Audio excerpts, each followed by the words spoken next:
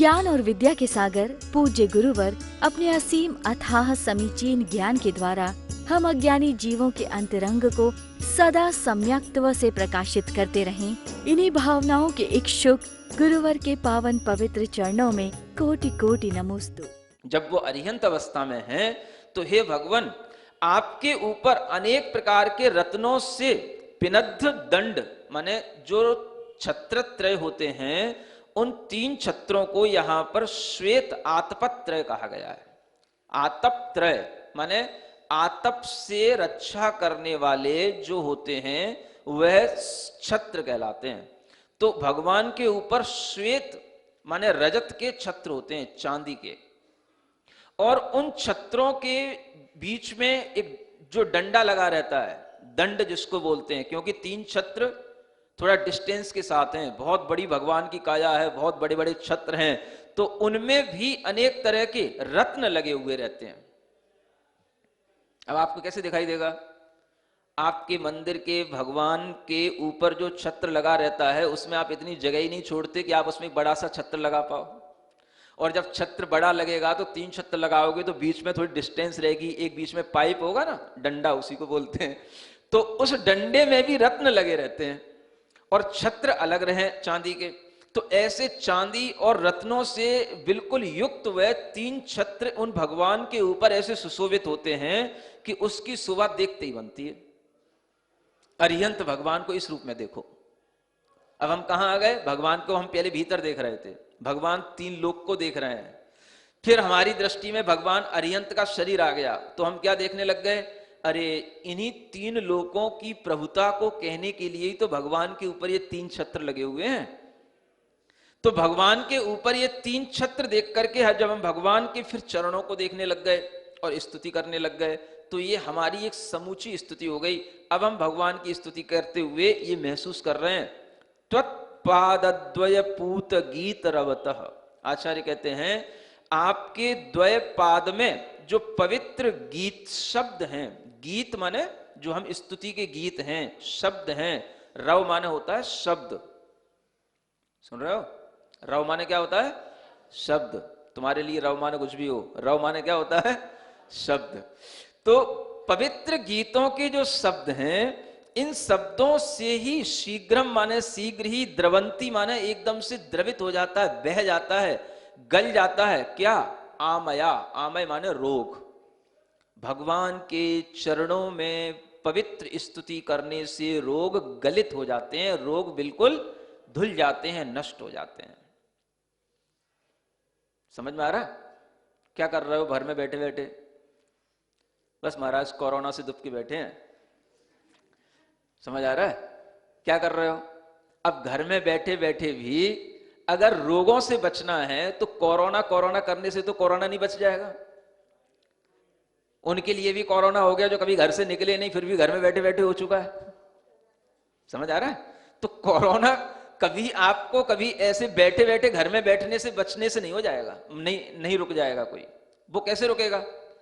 आपको भगवान की स्तुति करना है। घर में बैठे बैठे भी आप भगवान की स्तुति करो। रोग आएंगे, चले जाएंगे, गल जाएंगे, द्रवित हो जाएंगे, नष्ट हो जाएंगे। कैसे? बस आप भगवान के चरणों की स्तुति करो। इसलिए आपको स्तुति करना सिखाया जा रहा है। शांतिनाथ भगवान के चरणों की ऐसी स्तुति करने से रोग कैसे गल जाते हैं? नीचे उदाहरण देकर के आचार्य कहते हैं, दर्पाघ मात मृगेंद्र भीम निनदात, है ना? कोई दर्प से युक्त भयंकर, भीम माने भयंकर, जो मृगेंद्र बोलते हैं सिंह को, उसकी जैसे निनाद होती है, निनाद माने वो चिंगारता है, उसकी गर्जना होती है।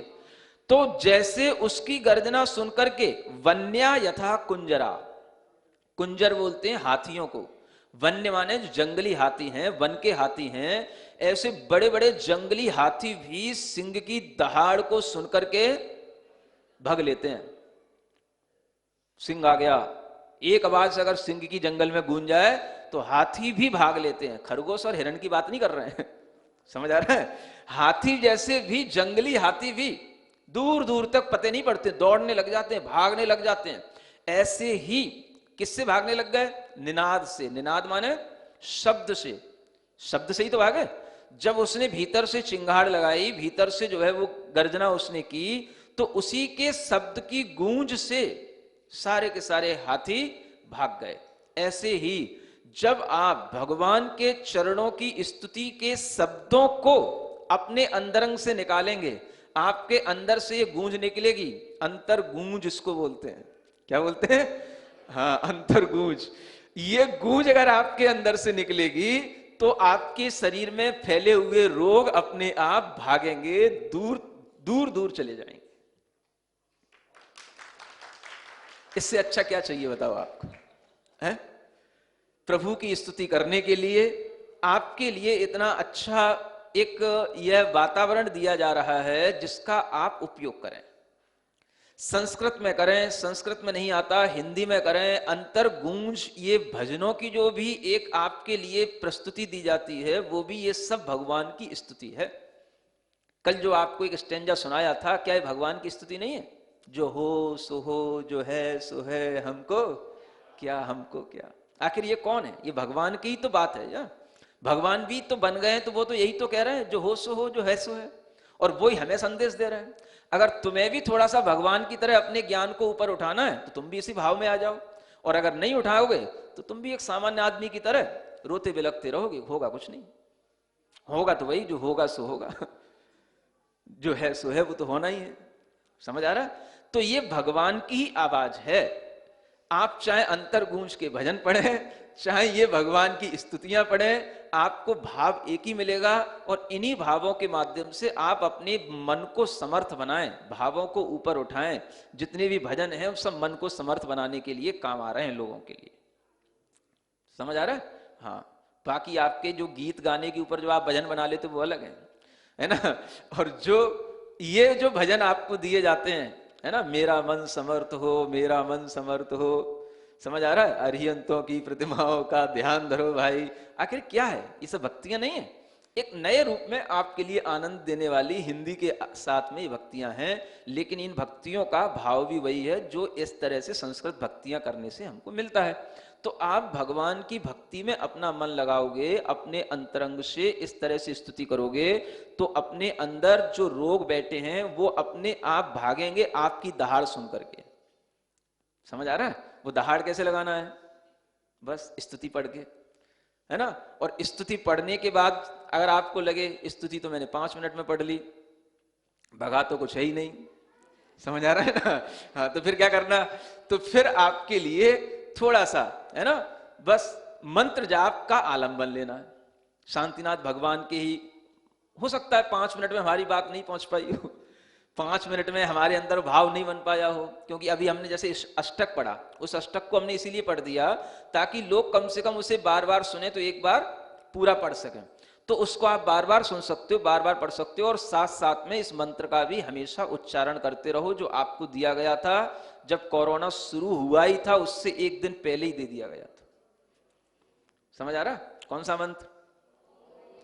चलो 9 बार उसी को पढ़ते हैं, है ना। अच्छे से बैठो पहले सीधे।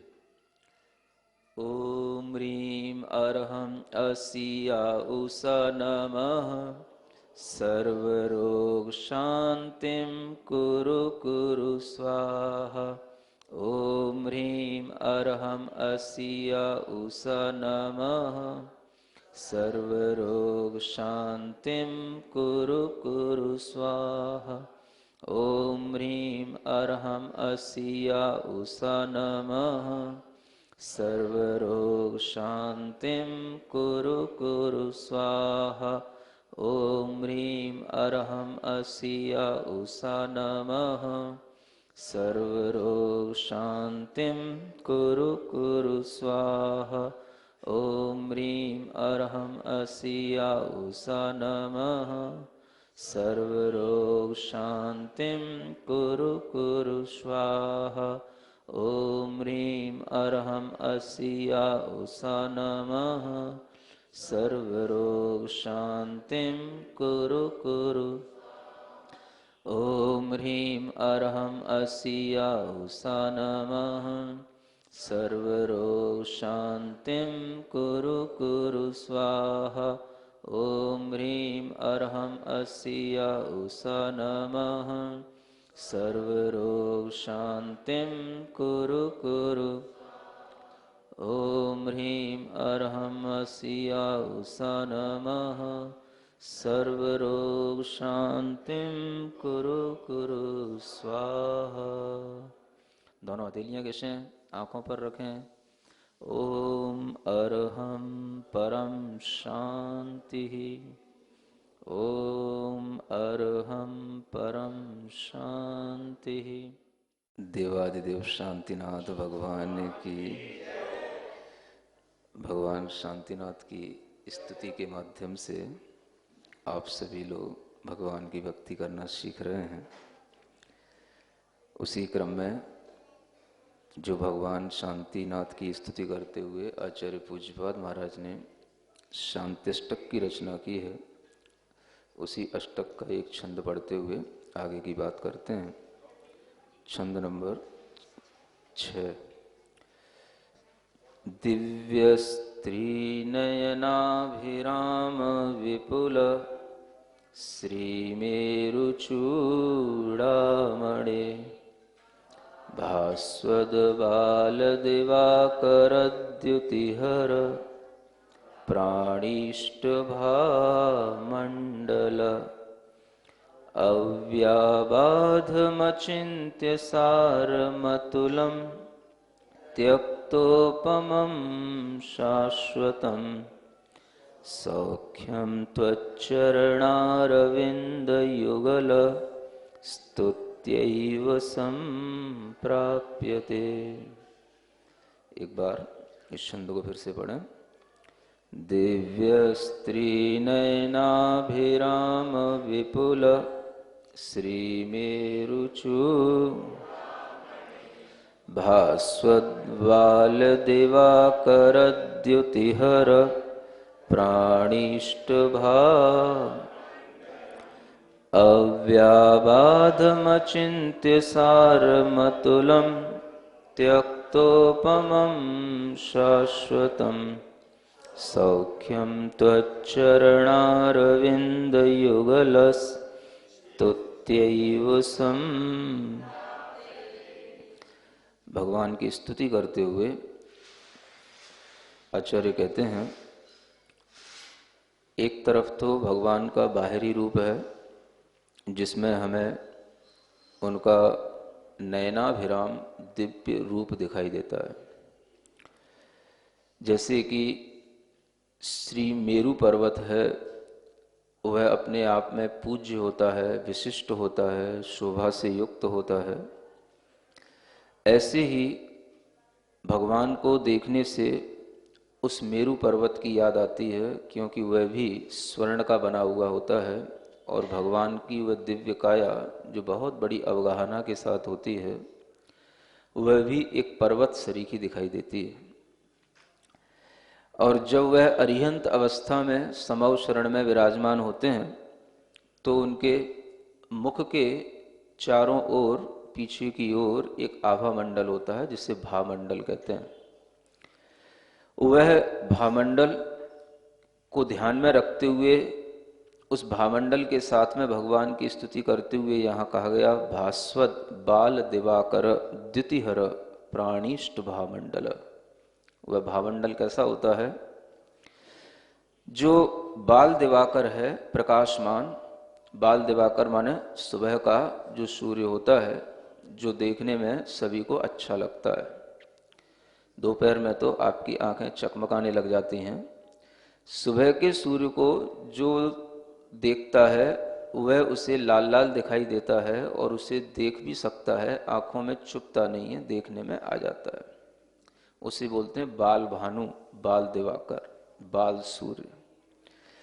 और वह बाल सूर्य का जैसा प्रकाश चारों ओर फैला हुआ दिखाई देता है, वैसे ही भगवान के मुखमंडल के चारों ओर एक उनका औरा होता है जिसे आभा मंडल कहते हैं, उसी को भामंडल कहते हैं। वह भी प्राणियों को बड़ा इष्ट लगता है, बड़ा अच्छा लगता है। भगवान का भामंडल देख कर के भी भव्य जनों को आनंद आता है। प्राणिष्ट भामंडल। अष्ट प्रातिहार्यों से समन्वित उन शांतिनाथ भगवान की स्तुति करते हुए यहाँ पर भामंडल प्रातिहार्य के साथ भगवान की स्तुति कर रहे हैं। उससे पहले वाले छंद में छत्रत्रय रूप भगवान के जो प्रातिहार्य थे उसके साथ स्तुति की। और इस तरह से स्तुति करने से ही यहाँ आचार्य कहते हैं कि हे भगवान, और कोई हमें सुख की जरूरत नहीं है, हमें आपकी स्तुति से ही परम सुख की प्राप्ति हो जाती है। सौख्यम त्वच्चरणारविंद युगल स्तुत्यैव संप्राप्यते। स्तुति से ही हमें वह सुख प्राप्त हो जाता है। और वह सुख कौन सा है? भगवान के पास में जो सुख होगा, उस सुख की इच्छा करने वाला जो व्यक्ति होगा वही वास्तव में भगवान का भक्त होगा। जिनके पास में उत्कृष्ट सुख हो, परम सुख हो, और हम अगर उनके पास में पहुंचें तो हमारे अंदर भी उस परम सुख की प्राप्ति की भावना पैदा हो जाती है, और होनी भी चाहिए। क्योंकि हर व्यक्ति जो कुछ भी जीवन में करता है सुख के लिए ही करता है। किसके लिए करते हो आप सब कुछ?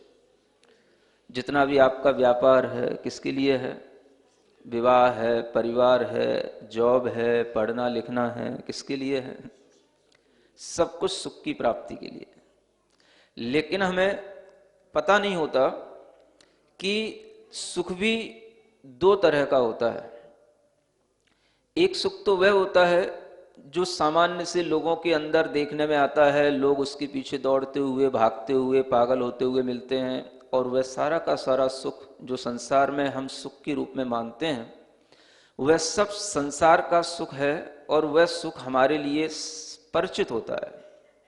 उस सुख से तो हम खूब अच्छी तरह से परिचित हैं, इतना अच्छी तरह से परिचित हैं कि हमारे अंदर उस सुख के बहुत अच्छे संस्कार पड़े हैं। अगर हम नहीं भी किसी से सीखते हैं, कोई हमें उस सुख के बारे में नहीं भी बताता है, तो भी हमारा मन अपने आप उस सुख की तरफ अट्रैक्ट होता है, और हमारे मन में उस सुख को प्राप्त करने की अपने आप भावना फिर से बलवती हो जाती है। तो एक सुख तो ये होता है जिसे हम इंद्रिय सुख कहते हैं, जिसे हम संसार का सुख कहते हैं, जिसे हम अपनी इंद्रियों के माध्यम से, अपने शरीर के माध्यम से, और उस शरीर को राहत पहुंचाने वाले जो भी ऑब्जेक्ट्स होते हैं उनके माध्यम से हम उस सुख की प्राप्ति करते हैं। एक तो सुख ये है, सुन रहे हो? इस तो सभी को पता होता है ना? जितने भी लोग हैं संसार के वो इस सुख से परिचित होते हैं और इसी सुख की प्राप्ति की इच्छा करते हैं। जितने भी सुख हैं वो सब हमारे इंद्रियों पर आधारित हैं। हमें कब अच्छा लगता है? अच्छी अच्छी चीजें हमें देखने को मिल जाएं तो हमारी आंखों को अच्छा लगता है। अच्छे अच्छे हमें स्वादिष्ट भोजन मिल जाए तो हमारे जीव को अच्छा लगता है। यद्यपि उस सब के पीछे भी मन काम करता रहता है, लेकिन ये सब इंद्रिय सुख जो हम प्राप्त करते हैं वो सब मन के माध्यम से और इंद्रियों के माध्यम से हमको प्राप्त होता है। तो ये एक सुख की क्वालिटी है जो सभी के लिए रहती है। अच्छे अच्छे बेड होने चाहिए, बड़े बड़े मोटे मोटे डनलप के गद्दे होने चाहिए है ना, क्योंकि ऐसी सूखी जमीन पर कौन सोने बैठेगा, है ना। अच्छे अच्छे भोजन होने चाहिए, बिल्कुल डिलीशियस डिश होनी चाहिए। तो वो सब चीजें, अच्छे अच्छे सॉन्ग होने चाहिए, अच्छे अच्छे सामने पिक्चर्स होने चाहिए। जितना भी कुछ अच्छा अच्छा है हम उसको अचीव करने के लिए जिंदगी भर पुरुषार्थ करते हैं और उसी के माध्यम से हम एक सुख की इच्छा रखते हैं। इससे हमको सुख मिलता है, इससे हमको सुख मिलता है, इससे हमको सुख मिलता है। ये सुख कौन सा सुख है इसे समझ लें। इस सुख को कहते हैं इंद्रिय सुख, सेंसुअल प्लेजर है ये। क्या है ये? हाँ, सुख तो है, मनाही नहीं कर रहा हूं कि सुख नहीं है, सुख है। इससे भी मन को सुख मिलता है, संतुष्टि मिलती है। हमें थोड़ा सा अपना लेवल बढ़ाना चाहिए, हमें थोड़ा सा समझना भी चाहिए, सीखना भी चाहिए कि सुख केवल इतना ही नहीं होता जितना हमें सिखाया जाता है, जितना हमारे संस्कार में होता है। अगर हम जैन हैं, अगर हम भगवान की भक्ति करना जानते हैं और भगवान को थोड़ा सा भी हम समझने की कोशिश कर सकते हैं, तो हमें ये समझ लेना चाहिए कि अगर हम भगवान की भक्ति कर रहे हैं तो हम यूं व्यर्थ में नहीं कर रहे हैं। हम जैन लोग हैं, पढ़े लिखे लोग हैं, विवेकी लोग हैं, समझ आ रहा है। जैन लोग बहुत विवेकवान कहलाते हैं, वही जैन कहलाएंगे जो वास्तव में विवेकवान हो, और वो हर काम बड़े सुंदर तरीके से, बड़े प्रयोजन के साथ में कि हमें इस काम को करने से क्या मिलेगा, हमें इस काम को करने से क्या फायदा है, और वो फायदा वो थोड़ा बहुत नहीं देखते हैं, लंबा फायदा देखते हैं। छोटे लोग होते हैं छोटे फायदे से काम चला लेते हैं, बड़े लोग होते हैं बड़ा फायदा देखते हैं। तो जैन लोग बहुत बड़े होते हैं, बहुत बड़ा फायदा देखते हैं। फायदा उनका इतना बड़ा होता है कि वो आज काम कर रहे हैं, कोई भी आज किसी चीज में इन्वेस्ट कर रहे हैं, तो वो देखते हैं कि इससे हमें 50 साल 100 साल नहीं, 1000 साल 2000 साल नहीं, कई कई जन्मों तक इसका हमें फल मिले। इतना बड़ा इन्वेस्टमेंट करते रहते हैं जैन लोग। समझ आ रहा है? छोटा मोटा काम तो करते ही नहीं जैन लोग। तो ये जैनों की विशेषता है, क्योंकि उन्हें छोटी मोटी चीजें तो वैसे ही मिली हुई होती हैं, छोटे मोटे सुख तो उनके पास वैसे ही होते हैं, घर परिवार के सुख हैं, अच्छी लाइफ स्टाइल के सुख हैं, वो तो सब उनके पास ऑलरेडी होते ही हैं। तो उससे भी बड़ा क्या, उससे भी बड़ा क्या, आखिर हमें सुख ही तो प्राप्त करना है, तो चलो तुम्हें सुख प्राप्त करने की ओर ले चलते हैं, और बड़ा सुख और बड़ा सुख। जब तक तुम्हें ये नॉलेज नहीं होगी कि सबसे बड़ा सुख कौन सा, सबसे बड़ा सुख कहां, और वो सबसे बड़ा सुख किस बात पर डिपेंड करता है, और उस सुख में और इस सुख में क्या डिफरेंस होता है, ये जब तक पता नहीं होगा तब तक तुमको कभी भक्ति करना आएगा ही नहीं, भगवान की महिमा कभी समझ में आएगी नहीं। तो यहां पर सिर्फ सुख की बात की जा रही है। हम भगवान की स्तुति करने से क्या प्राप्त करना चाहते हैं? हे भगवान, आपकी स्तुति करने से हमें सुख की प्राप्ति हो, लेकिन सुख कैसा हो? तीसरी लाइन में उस सुख की क्वालिटी दी हुई है, और कुछ नहीं दिया हुआ है। Only quality of that happiness या दैट प्लेजर, जो हमें चाहिए है उसकी क्वालिटी ऐसी होनी चाहिए। मैं छोटी मोटी क्वालिटी से कंप्रोमाइज नहीं कर सकता, भगवान से कह दो जाकर के। समझ आ रहा है ना? अगर आपको अपने दिमाग का लेवल बढ़ाना है, आपको कोई सुप्रीम ब्लिस में अपने को पहुंचाना है, और आपको अपने अंदर कुछ ऐसा पाना है जो भगवान के पास हो, तो आपसे सिर्फ इतनी उम्मीद की जा रही है कि आप भगवान के अंदर भी इस तरह की क्वालिटी देख करके इस सुख की कल्पना करें, ये सुख भगवान के अंदर है। और ऐसा सुख अगर तुम्हें अच्छा लगे तो तुम भगवान की भक्ति करने से वो सुख पा जाओगे, वो सुख भी पा जाओगे, भगवान की भक्ति करने से पा जाओगे।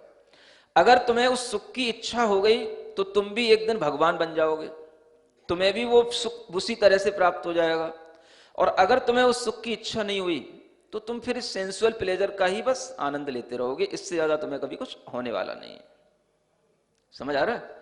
तो ये दिमाग का जो लेवल है, एक विचार का जो स्तर है, ये जब तक बढ़ेगा नहीं, जब तक हमारे दिमाग में ये आएगा नहीं कि ये तो जो छोटे मोटे खेल हैं, ये तो हम दुनिया में अनादिकाल से खेलते आए हैं, और इस तरह के सुख तो हमने खूब भोगे हैं और खूब छोड़े हैं, लेकिन हमें जो सुख चाहिए उस सुख की क्वालिटी कुछ ही ऐसी होनी चाहिए जो इस तीसरी लाइन में लिखी हुई है। समझ में आ रहा है? 2 लाइन में तो भगवान का केवल बाहरी रूप, भामंडल, आप मेरू के समान, नैना विराम, ऐसा कह दिया गया। चौथी लाइन में स्तुति से हमें सुख का फल मिल जाए, इस तरीके की आपने भगवान से प्रार्थना कर ली, हमें भगवान ऐसा सुख चाहिए, लेकिन वो सुख कैसा होना चाहिए, उसकी क्वालिटी आचार्य कहते हैं अव्याबाधम अचिंत्य सारमतुलम त्यक्तोपमम शाश्वतम। ये भगवान के सुख की क्वालिटियां हैं। कैसा है भगवान का सुख? अव्याबाध सुख है। अव्याबाध का मतलब क्या होता है? अव्याबाध, व्याबाध माने बाधा, आबाध माने विशेष प्रकार की जो बाधाएं होती हैं उन सब बाधाओं से रहित। बाधाएं जानते हैं, जिसे हम डिस्टरबेंस कह सकते हैं, हिंड्रेंस कह सकते हैं, इंटरफियर कह सकते हैं, कुछ भी कह सकते हैं। आप कोई भी चीज में जब अपने आप को आसक्त करते हैं या सुख प्राप्त करने के लिए लीन होते हैं किसी भी चीज में, तो आपके सामने बाधाएं आ जाती हैं। कोई भी सुख ऐसा नहीं है जो आपका बिल्कुल निर्बाध हो, निर्बाध रूप से वो सुख आप भोगते रहो। ऐसा कोई भी सुख हो तो हमें बता दो, हम भी थोड़ा सीख लें तुम लोगों से। क्या समझे? सुख ऐसा हो जिसको पीते जाओ, लेते जाओ, करते जाओ, कोई भी चीज की दिक्कत ना हो, ऐसा ना लगे कि बस अगर हमने इससे ज्यादा किया तो हम बीमार पड़ जाएंगे, कि हम मर जाएंगे, कि हमारे लिए नुकसान कर जाएगा। सुख उसका नाम नहीं है। ऐसी कोई चीज बताओ, अगर आपको लगता है सोने में सुख है तो आप सोते रहो, सोते रहो, सोते रहो, कब तक सोते रहोगे बताओ? सोते सोते में आपको कितनी देर राहत मिलेगी, कितनी देर तक आप सो सकते हो? चलो आपको सोने के लिए छूट दे देता हूं, एक दिन अच्छे ढंग से 4 दिन के लिए छूट ले लो, खूब सो, कुछ नहीं करना, खाना नहीं पीना नहीं, सिर्फ सोना। सो के दिखा दो हमें 4 दिन। है? सो के दिखा दो, एक दिन ही रात पूरा सो के दिखा दो हमें। चलो जिनको सोना अच्छा लगता सो के दिखा दो। कुछ तो करो, एक्सेस के साथ में करो, और उसके साथ करने के बाद आपका मन ना उबे, ऐसा कोई सुख बताओ। समझ आ रहा है? आपके लिए ऐसा कौन सा सुख है जिसको करते जाओ और आपको कभी ऊब ना हो, बोरियत ना हो? ऐसी कोई चीज बताओ हमें, हमें बताओ तो हम भी तो आपसे सीखें। शायद हम भी कोई गलत रास्ते पर हो, फिर हम भी फिर अपना रास्ता डाइवर्ट करें। फिर हम तो सीखना चाहते हैं, या तो सीख लो या सिखा दो, हम तो इस बात में रहते हैं। समझ में आ रहा है ना? हाँ, या तो सीख लो या फिर हमें सिखा दो, ये तो खुला मंच है।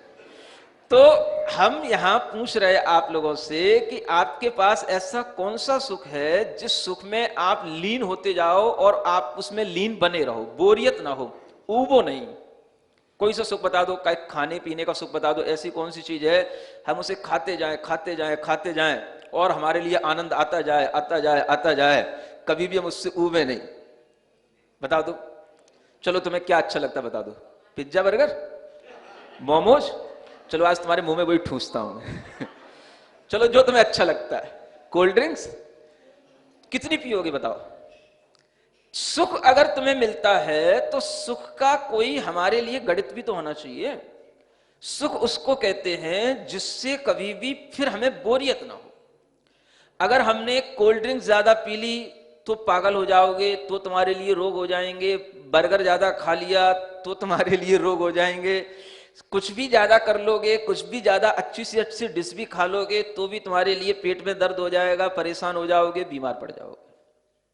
सुख किसमें है? कहां है?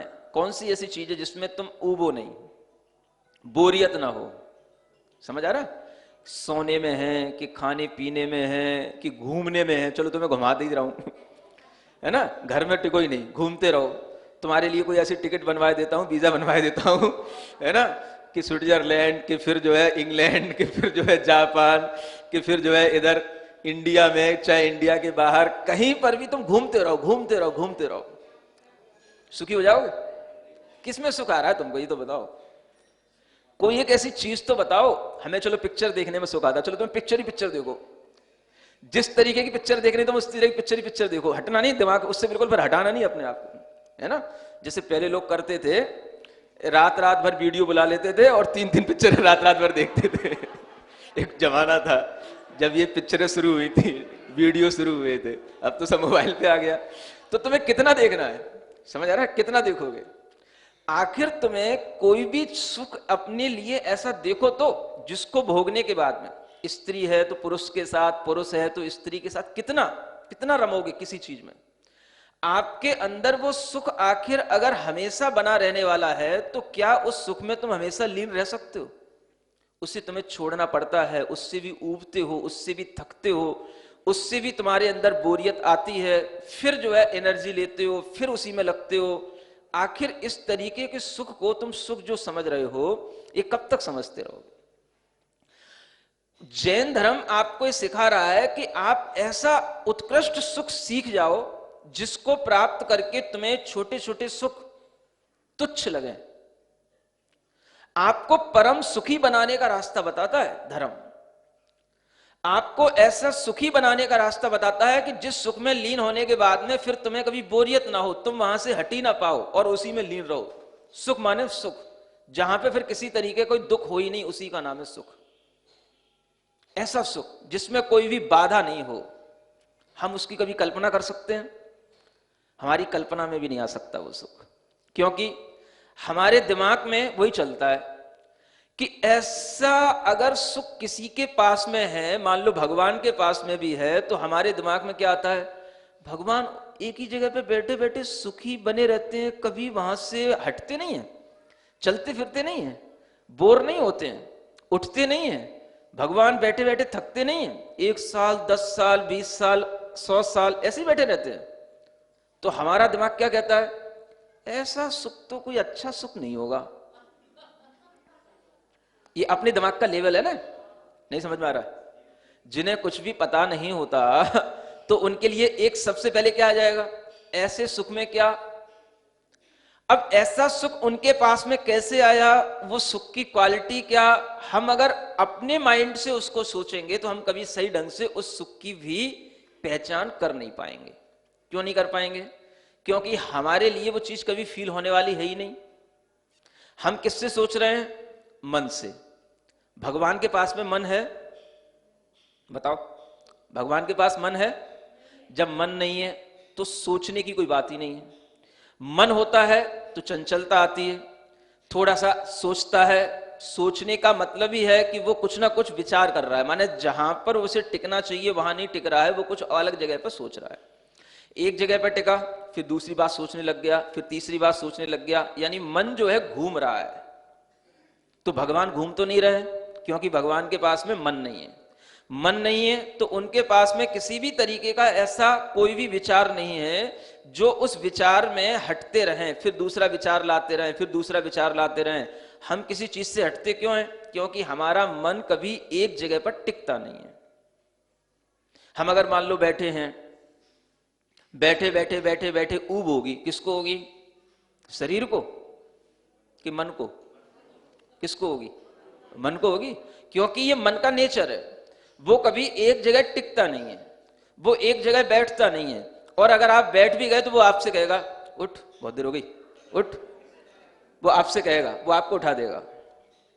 अगर आप सीधे बैठ गए तो वो आपसे कहेगा ऐसे कैसे सीधे बैठे हो, थोड़ा खुजली करो, यहाँ खुजाओ, ऐसे वो मन कहेगा खुजाओ तो वो यहाँ खुजाएगा। वो आदमी कुछ ना कुछ करेगा, सीधा बैठ नहीं सकता। वो खुजली किसमें मच रही है? शरीर में। नहीं भी होती है खुजली तो भी मन की खुजली होती है, मन खुजाने लग जाता है, कहीं ना कहीं कुछ ना कुछ करने लग जाता है। समझ आ रहा है? ये मन का स्वभाव है कि मन कभी भी बिल्कुल स्टेबल होता नहीं, कहीं पर टिकता नहीं। इसीलिए जिन्होंने अपने मन को जीत लिया, मन को टिका लिया, मन को अपने में ही मर्ज कर लिया, माने मन के ही अस्तित्व को समाप्त कर दिया उन्होंने, तो अब उनके लिए मन तो कुछ रहा नहीं। अब उन्हें बोरियत किससे होगी? अब उन्हें उठाएगा कौन? ऊब कैसे पैदा होगी? जिससे ऊब पैदा होती थी उसी को पकड़ लिया उन्होंने, उसी को अपने कंट्रोल में करके उसको अपने में ऐसा मर्ज कर दिया कि उसका अस्तित्व समाप्त कर दिया। अब क्या बचा? मन है नहीं। खुजली किसमें मचती थी? शरीर में। मन के माध्यम से मचती थी, मन में मचती थी, लेकिन मचाता कहां था? मन। किसमें? आत्मा में तो खुजली मचती नहीं। खुजली किसमें मचेगी? खुजाएगा कहां? मन में कोई भी विचार आया, उसका जो एक्ट होगा वो कहां होगा? तो शरीर में होगा। तो खुजाने के लिए शरीर चाहिए था, अब शरीर है नहीं। क्या सुन रहे हो? सिद्ध भगवान के पास शरीर है। शांतिनाथ भगवान की जो आत्मा सिद्ध स्वरूप हो गई है, उनकी आत्मा में न तो अब वहां मन बचा न शरीर बचा। शरीर मर गया, मन भी मर गया, मन के माध्यम से शरीर भी चला गया, शरीर नहीं है तो मन भी नहीं है। क्या बचा? केवल आत्मा। अब उस आत्मा का जो सुख है वो सुख इतना स्वाधीन है कि उसमें कोई भी बाधा नहीं आ सकती। बाधा किससे आती थी? मन से आती थी। बाधा आती थी शरीर से आती थी, क्योंकि शरीर पर है, शरीर दूसरा है। आत्मा के लिए शरीर एक अदर दूसरी चीज है, और इस कारण से आत्मा को इससे अपने आप में कहीं ना कहीं बाधा परेशानी पैदा करनी पड़ जाती। तो वो सब बाधाएं उसने छोड़ दी, नष्ट कर दी। किसके कारण से? शरीर के कारण से होने वाली सब बाधाएं उसने छोड़ दी। माने अब उनके लिए कोई भी चीज बाधा करने वाली नहीं रही। कोई भी चीज उनके लिए कैसे भी करो, उन्हें बैठे हैं कि खड़े हैं कि लेटे हैं कि लटके हैं, उन्हें यह भी पता नहीं है। क्या समझे? अब हम आपको बताएं कि सभी सिद्ध भगवान, आप क्या समझते हो बैठे हैं? जो सिद्ध भगवान पद्मासन से मोक्ष हुए हैं, तो सामान्य से आप क्या समझोगे? वो बैठे हुए हैं। अभी भी सिद्ध भगवान सिद्धालय में बैठे हैं, है ना? या जो खड़गासन से सिद्ध हुए हैं, आप समझोगे कि अभी भी सिद्ध भगवान खड़े हैं। तो एक सामान्य व्यक्ति के मन में क्या आता है? अभी तो खड़े हैं, इतने समय से खड़े हैं, थके नहीं हैं। वो न खड़े हैं, न बैठे हैं, न लेटे हैं, वो लटके हैं। ज्ञान और विद्या के सागर पूज्य गुरुवर अपने असीम अथाह समीचीन ज्ञान के द्वारा हम अज्ञानी जीवों के अंतरंग को सदा सम्यक्त्व से प्रकाशित करते रहें। इन्हीं भावनाओं के इच्छुक गुरुवर के पावन पवित्र चरणों में कोटि कोटि नमोस्तु।